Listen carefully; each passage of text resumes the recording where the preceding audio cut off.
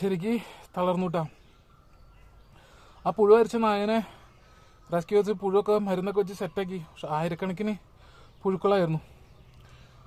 അതൊക്കെ ക്ലീൻ ചെയ്തിട്ട് തൽക്കാലം അവിടെ നമ്മൾ ഒരിടത്ത് നിർത്തിയിട്ടുണ്ട്. അത് കഴിഞ്ഞ് നേരെ വന്നത് കിണറിൽ നായ വീണേനെ എടുക്കാനാണ്. ഒരു കിണറിൽ 2 നായ വീണെടുക്കണേ. അങ്ങനെ ഒരു വിധത്തിൽ ഒരാൾ കയറി, മറ്റാൾ കയറില്ല.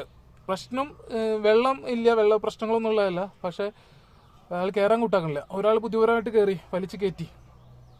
ഒരാളെ ഇനി നാളെ ഒന്നുകൂടി ട്രൈ ചെയ്യണം. ആൾ സേഫാണ്. പക്ഷെ ഒരു ഐഡിയ ഇല്ലാത്ത നായ.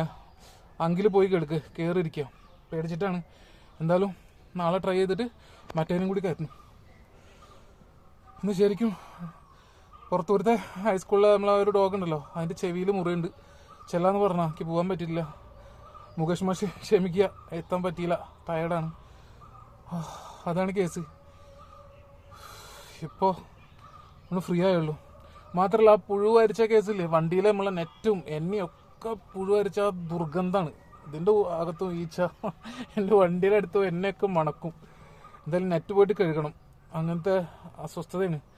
എന്തായാലും ഒരു ജീവന് വേണ്ടിയിട്ടല്ലേ, ട്രൈ ചെയ്യാം.